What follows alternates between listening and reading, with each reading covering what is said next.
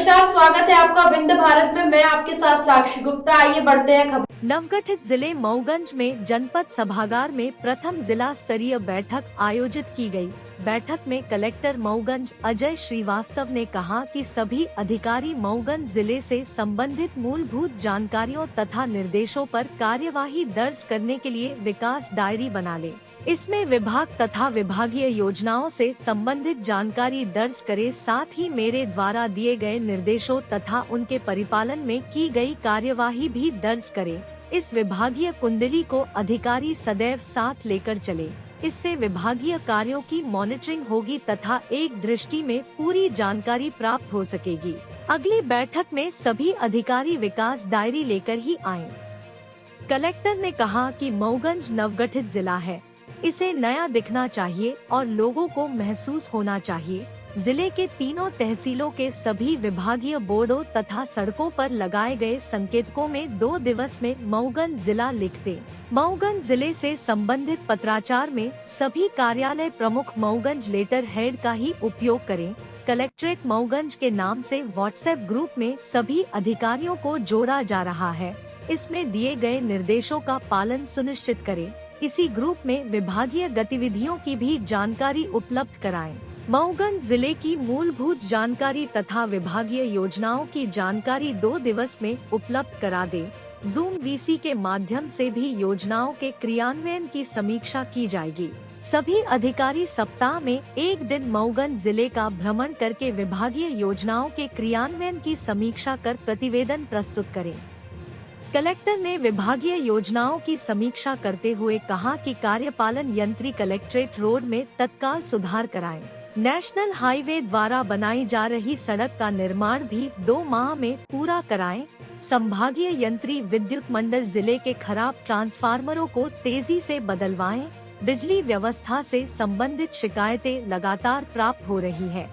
मुख्य चिकित्सा एवं स्वास्थ्य अधिकारी मऊगंज अस्पताल में आवश्यक उपकरणों की व्यवस्था करें। जिला प्रबंधक विपणन संघ तथा उप संचालक कृषि सहकारी समितियों एवं डबल लॉक में पर्याप्त मात्रा में खाद भंडारित कराएं, जिससे किसानों की मांग के अनुसार खाद की आपूर्ति की जा सके। वर्तमान में लगभग 1 सप्ताह के लिए खाद भंडारित है, इसकी नियमित आपूर्ति सुनिश्चित करें। कलेक्टर ने खाद्य विभाग की समीक्षा करते हुए कहा कि हनुमना में कई उचित मूल्य दुकानों में पूर्व में ऑफलाइन खाद्यान्न वितरण के कारण ऑनलाइन कम आवंटन प्राप्त हो रहा है। जिला आपूर्ति अधिकारी इस समस्या का समाधान करके वास्तविक मांग के अनुसार खाद्यान्न दुकानों को उपलब्ध कराएं। कार्यपालन यंत्री ग्रामीण यांत्रिकी सेवा अधूरे आंगनवाड़ी केंद्रों का निर्माण समय सीमा में पूरा कराएं। जिला कार्यक्रम अधिकारी महिला एवं बाल विकास पोषण आहार के वितरण की निगरानी करें। वितरण में गड़बड़ी करने वालों पर कार्यवाही करें। पशुपालन विभाग की समीक्षा करते हुए कलेक्टर ने कहा कि लंपी रोग से बचाव के लिए प्रभावी टीकाकरण कराएं। अधूरी गौशालाओं का निर्माण पूरा कराकर उनमें निराश्रित गौवंश के लिए समुचित व्यवस्था करें। बैठक में कलेक्टर ने वाटरशेड मिशन, ग्रामीण विकास विभाग के कार्यों की समीक्षा की। कलेक्टर ने लोक सेवा केंद्रों के संचालन तथा ई गवर्नेंस विभाग की गतिविधियों के संबंध में भी निर्देश करते हैं। प्लस जो टूटे फूटे साइनेजेस होंगे, कोई टेढ़ा हो जाता है, कोई किसी की टक्कर से टेढ़ा पड़ा हुआ है, टूटा पड़ा हुआ है, तो उसको जिस भी डिपार्टमेंट के हों, वैसे तो PWD है साइनेजेस लगाता है, पर दूसरे डिपार्टमेंट के भी जो भी हों, उसमें भी आप लोग उसको ठीक कर लें। बदलना चाहें तो बदल दें, टूटे फूटे साइनेजेस ना देखें कहीं पर भी। तो दूसरा काम हमारा यह है, उसको अच्छे तरीके से रिपेंट करा करके और उसमें जिला मऊगंज लिखवा दें, तो उससे एक अच्छा मैसेज लोगों को जाएगा, लगेगा कि वहाँ कुछ परिवर्तन दिख रहा है। इसी तरह से जितने भी हमारे मनरेगा में काम हुए हैं, जिसमें जिला रीवा लिखा हुआ है ना, वो जो CIP बनता है, सिटीजन इन्फॉर्मेशन बोर्ड, उसमें भी आप लोग मऊगंज लिखवा दें। तो ये मुहिम चला करके मैं चाहूँगा कि अगले 3-4 दिन में आप लोग आपकी लोधी ब्लॉक के लोग हैं उनसे बात कर लें। यहाँ और भी लोग बैठे होंगे, तो ये हम एक कार्रवाई ये चला लें। दूसरा आपका जो पत्राचार आप लोग करेंगे, तो पत्राचार में भी आप लोग, आपका लेटर हेड होगा तो 2 लेटर हेड करवा लें, एक रीवा जिले का करवा लें और एक मऊगंज का करवा लें, ठीक है। तो मऊगंज की जो भी चिट्ठी पत्री आएगी जाएगी वरिष्ठ कार्यालय को मेरे पास, वो मऊगंज भी उसमें लिखा है। तो ये दूसरा है जो आप लोगों को करना है। भ्रमण का मैं आपको बता चुका हूँ। चौथा मैं चाहूँगा एक नई मैं शुरुआत करना चाह रहा हूँ, जो हमारे पत्रकार बंधु हैं उनको मैं अलग से उसकी मैं डिटेल बता दूँगा कि हम एक विकास डायरी मेंटेन करेंगे। विकास डायरी मेंटेन करेंगे। विकास डायरी कोई वो अनोखी बात नहीं है, पर आप पाएंगे कि ये बड़ा उपयोगी दस्तावेज रहेगा। मैं इसके निर्देश भी निकाल दूंगा। तो नॉर्मल मतलब इस साइज की जो डायरी है, बहुत छोटी नहीं बहुत बड़ी भी नहीं, लगभग इस साइज की, बस इससे मोटी रहे, तो 250 पेज उसमें रहे। और वो हम क्यों बनाएंगे, उसमें सेक्शंस मैं आपको बता दूंगा। मैंने वहाँ दमोह में बनवाई थी, हमारा जितना स्टाफ था सब उस डायरी को लेके चलता था। उसका कॉन्सेप्ट यह है कि उसमें सबसे पहले तो आपका जो डिपार्टमेंट है उसका पूरा बेसिक डेटा उसमें आप लिख लें जो भी है, ठीक है। तो डेटा पूरा रहे आपके मऊगंज जिले का जो भी है आपके डिपार्टमेंट से संबंधित। दूसरे जितनी आपकी योजनाएं हैं उन योजनाओं के लिए आप निर्धारित पेज छोड़ दें। जैसे आपने कहा कि भाई मान लीजिए 5 आपकी स्कीम चल रही, तो हर स्कीम के लिए आप 5-7 पेज छोड़ करके और वो कर लें। और शुरू में एक जो हम कंटेंट्स का एक लिस्ट बनाते हैं जिसमें हम पेज नंबर उसकी पेजिंग कर लेंगे और उसमें फिर हम कंटेंट्स लिख लेंगे सबसे ऊपर, अनुक्रमणिका जिसको बोलते हैं, कि किस पेज नंबर पर कौन सी स्कीम का डिटेल है, ताकि आपको खोजने में दिक्कत ना हो। उसी तरह से जो मैं आपको निर्देश दूंगा उसका आप सेक्शन अलग बना लें कि भाई मैंने जो निर्देश दिए, या एक सेक्शन बना लें अन्य वरिष्ठ कार्यालय से जो निर्देश प्राप्त हुए उसका आपने क्या फॉलोअप किया, उसी में आप लिखते चले जाएं, ठीक है। उसी तरह से जो आपके नए कोई निर्देश आए हुए हैं, लेटेस्ट कोई निर्देश आए हैं, कोई निर्देशों में परिवर्तन हुआ है, तो उसका एक छोटा सा सार आप उसमें एक सेक्शन बना लें, उसमें वो सार आप लिखें, ठीक है। अब इससे फायदा क्या होगा, और ये डायरी आप हमेशा साथ में लेकर के चलें। मेरे पास जब भी आए तो वो डायरी आपके हाथ में रहे। उससे फायदा ये होगा कि मैं आपसे कोई भी चीज़ पूछूंगा तो आपके पास इस डायरी में सारी जानकारी रहेगी, ठीक है। उससे आपका भी समय बचेगा, मेरा भी समय बचेगा, एफिशिएंसी भी बढ़ेगी। मैंने आपसे पूछा कि भाई मैंने आपको वो काम बताया था उसमें क्या हुआ, तो आप फट से मेरा सेक्शन खोलेंगे, देखेंगे इस तारीख को ये निर्देश दिए थे, उसमें ये फॉलोअप हुआ, आप उसी में लिखते चले जाएं। आपको सिर्फ जाने की जरूरत नहीं पड़ेगी कि अरे साहब वो तो मैं देखूंगा, भूल गया या पता नहीं क्या है, मैं देख के बताऊंगा। आप देख के बताऊंगा मतलब पूरा देख गया, फिर आपको कितना याद रहा, मुझे कितना याद रहा, तो 2-4 दिन निकल गए।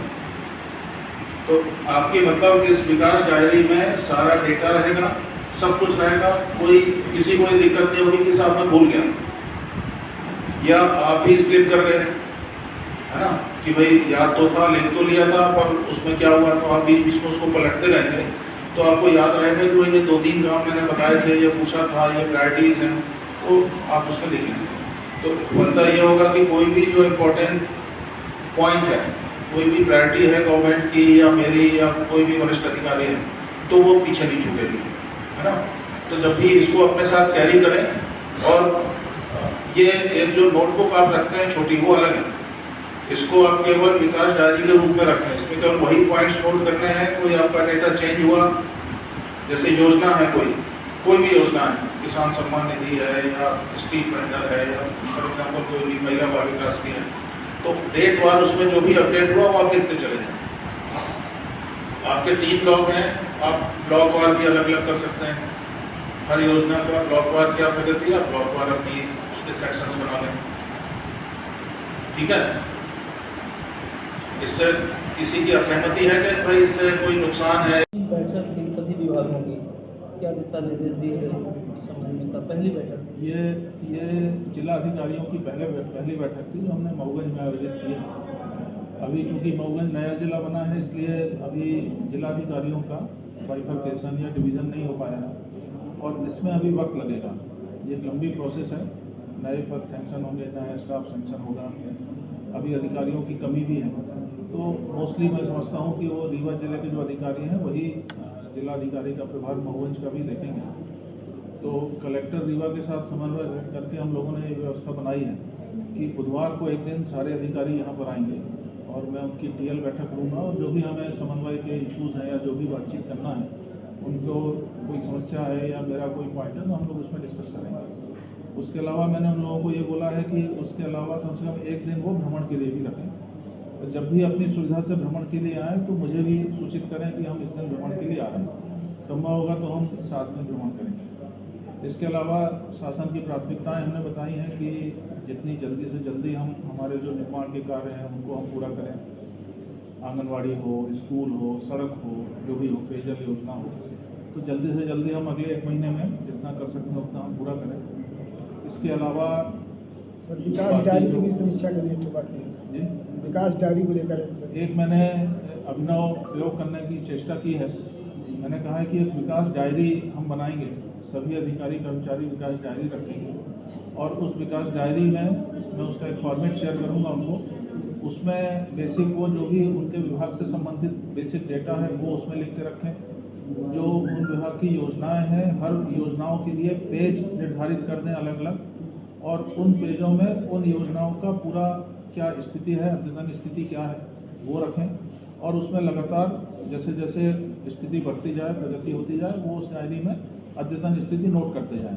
इसके अलावा जो मैं कोई उनको निर्देश देता हूं उसका सेक्शन अलग बना लें। इसके अलावा वरिष्ठ अधिकारियों से कोई निर्देश प्राप्त होते हैं भोपाल से या उनके मुख्यालय से, तो उसका एक चैप्टर अलग बना लें, उसमें एक सेक्शन, और वो निर्देश नोट करें, दिनांकवार नोट करें और उसमें क्या एक्शन हुआ उसको भी लगातार नोट करते चलें। तो इसके अलावा कोई विभाग ने यदि कोई नया परिपत्र जारी किया है, नए निर्देश जारी किए हैं या कोई परिवर्तन किया है तो उसको भी एक सेक्शन बना लें, उसमें नोट करते चलें। तो जब कभी वो डायरी हमेशा उनके साथ में होना चाहिए और जब कभी वो कहीं भी जाते हैं, मैंने उनको बोला मेरे पास आए तो डायरी हमेशा उनके साथ में रहे। उससे फ़ायदा ये होगा कि कोई भी जानकारी अगर मुझे चाहिए तो उनके पास त्वरित उपलब्ध है। उनको ये नहीं कहना पड़ेगा कि मुझे इस योजना की जानकारी नहीं है या कोई व्यक्ति देखता है उससे मेरी बात नहीं हो पाई, वो छुट्टी पर है, क्योंकि उनके पास एट ए टाइम हर समय वो डायरी उनके साथ रहेगी। वो कहीं भी जाएंगे डायरी लेकर के जाएंगे। तो इससे मुझे लगता है कि एफिशिएंसी में बहुत ज़्यादा इम्प्रूवमेंट आएगा और उनको भी आराम रहेगा। मुझे लगता है कि उससे उनका मेंटल टेंशन भी थोड़ा कम होगा क्योंकि सारी जानकारियाँ उनके पास में हैं। तो ये एक हमने प्रयोग करने का प्रयास किया है, उसके रिजल्ट हम बहुत जल्दी देखेंगे। पहले भी मैं ऐसा प्रयोग कर चुका हूँ तो उसके रिजल्ट बहुत अच्छे आए थे। और इसके अलावा बाकी सामान्य बातें हुई, मैंने सामान्य निर्देश दिए हैं कि भाई नया जिला बना है। सबसे पहले मैंने कहा कि आप जितने बोर्ड हमारे लिखे हुए हैं, शासकीय कार्यालयों के बोर्ड हैं, उस सब में आप रीवा की जगह मऊगंज लिखवाएं और कोशिश करें कि नया बोर्ड बन जाए, मतलब नए सिरे से उसको पेंट वेंट करा करके और फिर नए सिरे से करें। प्लस जो साइनेजेस सड़कों वगैरह में लगे होते हैं उसमें मैंने PWD वालों को और जो भी संबंधित विभाग हैं उनके अधिकारियों को निर्देश दिए हैं कि वो उनको भी नए सिरे से लिखवा लें और उसमें रीवा की जगह मऊगंज जिला आना चाहिए। यदि कोई साइनेज टूटा है, टेढ़ा मेढ़ा है, डैमेज हो गया है तो उसको बदल दें। मतलब लोगों को दिखना चाहिए कि अब नया जिला बन गया है। तो सबसे पहले तो साइनेज में और वहीं पर पढ़ने में वो आता है। प्लस मैंने ये भी बोला है कि जो आपके लेटर हेड बने हुए हैं अभी उसमें रीवा जिला लिखा होगा तो एक मऊगंज का अलग बनवा दें। तो मऊगंज जिले से संबंधित जो भी पत्राचार करेंगे मुख्यालय से या उससे, तो उस मऊगंज वाले लेटर हेड में ही करें, रीवा वाला लेटर हेड यहाँ पे इस्तेमाल ना करें। तो ये निर्देश दिए हैं। बाकी योजनाओं का बहुत तेज़ी से हमको क्रियान्वयन करना है और कहीं पर भी इस तरह की शिकायत ना है कि कोई लेन देन की शिकायत हो या किसी व्यक्ति को चक्कर लगाना पड़े छोटे छोटे कामों के लिए। बंटवारा है, नक्शा तरमीम करना है, जाति प्रमाण पत्र है ना, पेंशन है, वृद्धावस्था पेंशन है या संबल का कोई स्कीम का फ़ायदा है। तो लगभग 2 घंटे की मीटिंग हमारी चली है। मैंने बहुत गहन समीक्षा भी नहीं की है योजनाओं की, मैंने अपनी प्राथमिकताएं बताई हैं, काम करने का तरीका जो है वो बताया है। प्लस मैंने व्हाट्सएप ग्रुप बनाया है जिसमें सभी अधिकारी जुड़े रहेंगे और मैंने बोला है कि जब भी मैं इसमें कोई पेपर की कटिंग है या मैं कोई निर्देश डालूँ तो तुरंत 15-20 मिनट के अंदर उसको वो रिस्पॉन्स करें कि मैंने इसको पढ़ लिया है। उसके बाद शाम तक या अगले दिन तक उसमें क्या कार्रवाई हुई है वो खुद से उसमें डालेंगे। इसका वेट ना करें कि मैं रिमाइंडर करूं उसके बाद। तो इस तरह की प्राथमिकता मैंने आपको बताई। फिलहाल के लिए इतना ही। खबरों का सिलसिला लगातार जारी है, बने रहिए हमारे साथ। नमस्कार।